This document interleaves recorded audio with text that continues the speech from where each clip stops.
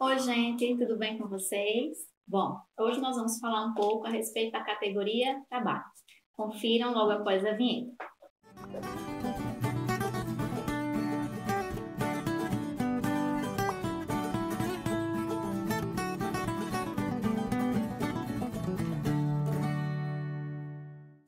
Bom, gente, hoje o nosso vídeo vai tratar a respeito de uma categoria muito ampla, muito complexa e muito importante dentro do serviço social, que é a categoria trabalho.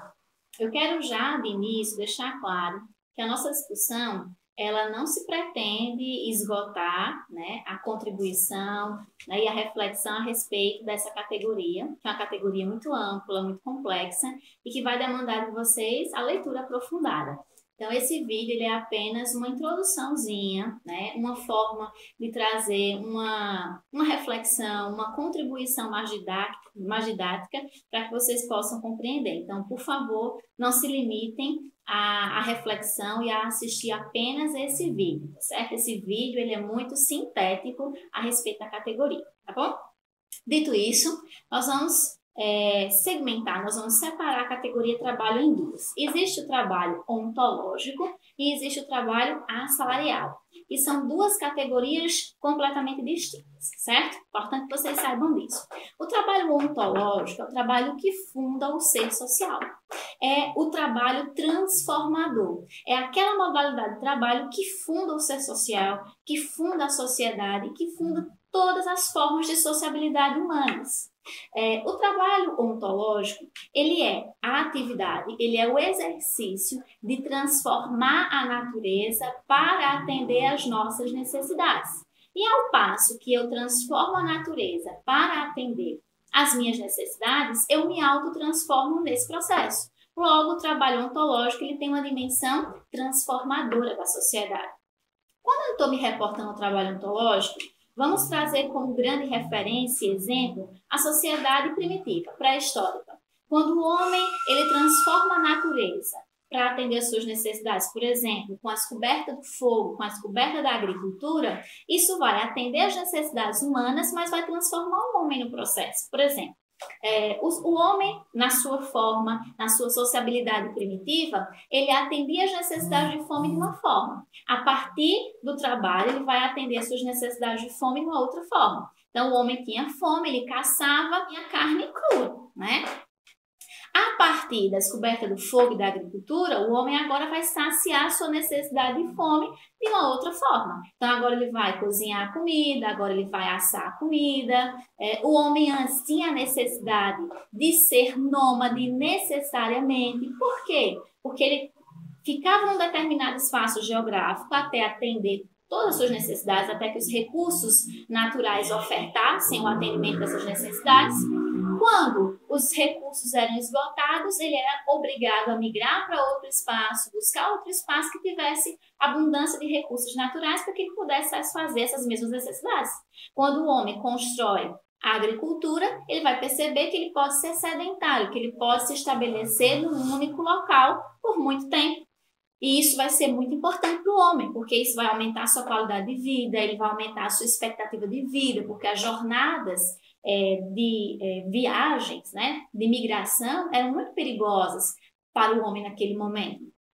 E a partir daí, essa convivência em sociedade, isso vai exigir do homem criar regras de comportamento ético-moral, vão ser necessário criar as protoformas do comportamento ético e moral, porque aí o homem não precisava mais se preocupar com a sobrevivência mais imediata. A agricultura dava isso a ele, mas ele começa a se preocupar com a convivência com os outros homens. Por quê?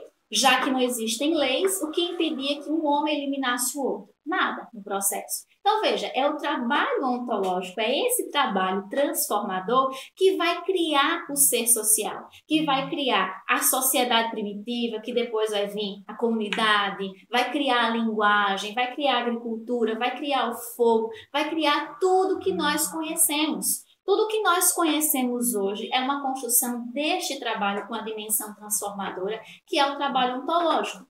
Uma dimensão muito importante desse trabalho é a perspectiva, né, o exercício da pré-videação, da teleologia. O que seria isso?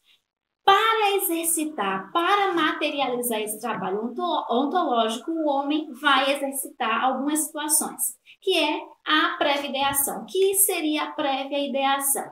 Seria visualizar na minha mente o que eu desejo construir, ou seja, eu imagino que eu vou construir esse livro, mas antes deste livro existir, ele já existe na minha cabeça.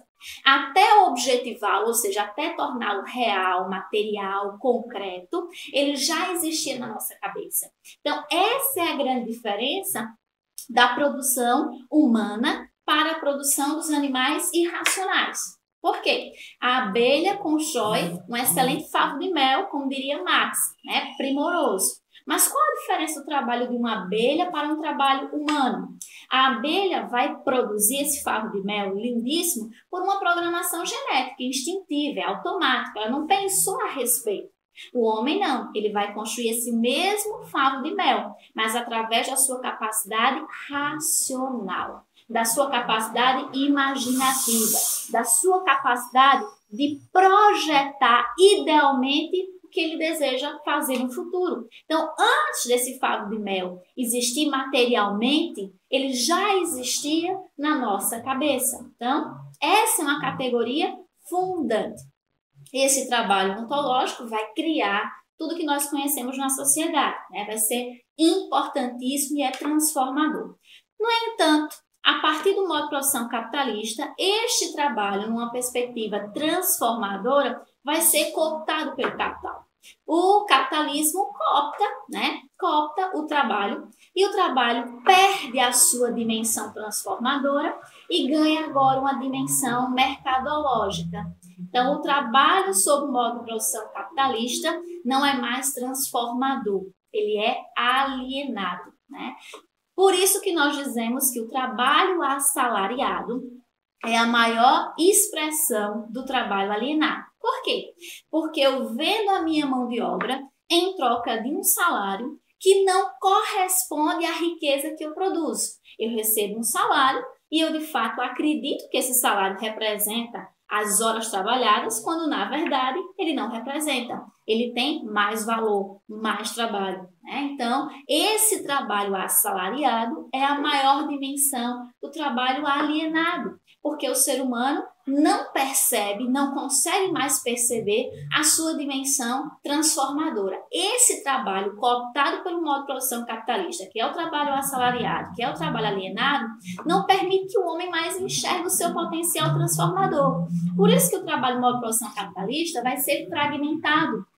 Justamente por isso, para fazer com que o trabalhador não tenha a compreensão do todo do processo produtivo. Porque se eu construo esse livro da primeira à última página, eu me identifico, eu percebo que ele é meu, né? Eu produzi, eu fiz. Agora, se eu produzo só um pedacinho, é como se eu não fosse dona, se eu não pertencesse, se ele não fosse uma produção minha. É muito comum, por exemplo, você perguntar a funcionários do chão de fábrica de indústrias automobilísticas e perguntar: você produziu esse carro, você ajudou a contribuir a produzir esse carro? Ele vai dizer: não, eu só fiz esse pedacinho. Ora, mas sem esse pedacinho não existiria o carro. E todos os outros pedacinhos que cada funcionário fez, construiu essa mercadoria importante. Então, a fragmentação faz com que eu me distancie, faz com que eu não perceba o meu potencial transformador. E é esta justamente a intenção do modo de produção capitalista, né? Fazer com que o ser humano não perceba a sua dimensão transformadora. Porque se eu não percebo, eu não reivindico, eu não vou conseguir enxergar as contradições postas na sociedade, sobretudo do meu salário. O modo de produção capitalista, ele vai transformar o trabalho numa mercadoria, certo? E claro, dentro da discussão do trabalho no capitalismo, nós temos algumas outras categorias. O trabalho vivo, o trabalho morto, o trabalho vivo, que é o trabalho humano, o trabalho morto, que são os trabalhos das máquinas, né? Importante a gente saber disso. O trabalho morto, ele vai ser amplamente utilizado pelo modo de produção capitalista. Porém, o trabalho vivo não vai ser eliminado. Por quê? O trabalho vivo é o único que produz mais-valia, é o único que produz lucro para o capital. Ele não pode eliminar. No entanto, como o trabalho humano, o trabalho vivo, ele traz algumas implicações para o capital, por exemplo, greves, o trabalhador adoece, a mulher trabalhadora engravida. Então, isso para o capital são transtornos. Então, já que eu não posso eliminar, eu vou reduzir. E aí, o modo de produção capitalista, ele vai assumir a lógica da redução do trabalho vivo e ampliação do trabalho morto, né? Vai ser a lógica do trabalho também, aí vai vir outra situação, que é a lógica do trabalho polivalente. Eu tenho 10 trabalhadores, eu demito esses 10, mantenho 2, né, para fazer a função dos 10 e coloco uma máquina para auxiliar no processo. Ou eu demito 10 trabalhadores, demito 9 trabalhadores e mantenho só um para gerir, apertar os botões da máquina, que a máquina faz o resto do trabalho. Isso vai ser uma grande estratégia do capital. Nós também temos a lógica do trabalho produtivo, trabalho improdutivo. O trabalho produtivo é aquele que produz mais valia diretamente, lucro diretamente. E o trabalho improdutivo é aquele que não produz lucro diretamente, mas indiretamente. Por exemplo, o professor, ele não produz uma mercadoria, eu não tenho uma mercadoria, né, para vender, mas eu qualifico trabalhadores que vão produzir mercadorias e eles vão produzir lucro para o capital. Então, eu produzo mais-valia indiretamente. Bom, existe uma série de outras categorias, né, de trabalho que eu sugiro que vocês leiam, se debrucem. Com certeza nós vamos ter outros vídeos para discutir isso, tá?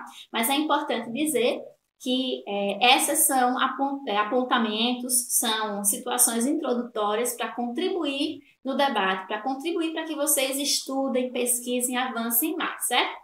Então, o trabalho ontológico tem a dimensão transformadora, o trabalho modo de produção capitalista abandona essa dimensão transformadora e passa a ser cooptado e alienado no processo. Daí nós temos o derivar de muitas outras situações. Sobre a égide de modo de produção capitalista, nós vamos ter a precarização do trabalho, né? Que é outra situação que nós vamos trabalhar no outro vídeo com toda certeza, tá? Então, isso vai ficar mais para frente. Bom, gente, para indicações de leituras, eu vou indicar esse livrinho aqui, Introdução à Filosofia de Marx, do professor Sérgio Lessa e do Ivo Toné, 2 grandes autores que eu tenho um profundo respeito e admiração. Eu gosto muito desse livro, principalmente os primeiros capítulos que vão trabalhar o trabalho ontológico, vão explicar o que é esse trabalho ontológico, o que é essa pré-ideação, o que é a teleologia, o que é a objetivação, situações tão importantes que eu sugiro que vocês leiam. É fantástico para fazer essa discussão. E para discutir o trabalho sob a égide do modo de produção capitalista, o professor Ricardo Antunes, né, nesse livro Adeus ao Trabalho, eu sugiro que vocês leiam também, é uma excelente leitura, e aí vai trazer a centralidade do trabalho, né, no modo de produção capitalista, a precarização do trabalho. Então, esses 2 livros vão dar uma boa noção para vocês dessas 2 formatações de trabalho que nós temos, tá bom? Eu espero muito que vocês tenham gostado. Mais uma vez, por favor, não se limitem a esse vídeo, pesquisem, estudem, perguntem aos professores de vocês, tirem suas dúvidas. Esses vídeos são apenas para auxiliar um pouco vocês, tá bom? Eu espero muito que vocês tenham gostado. Peço que, se vocês gostaram, curtam, compartilhem, comentem. E eu deixo aqui o meu grande abraço e o meu obrigada pelo carinho, pelas mensagens de vocês. Um beijo grande.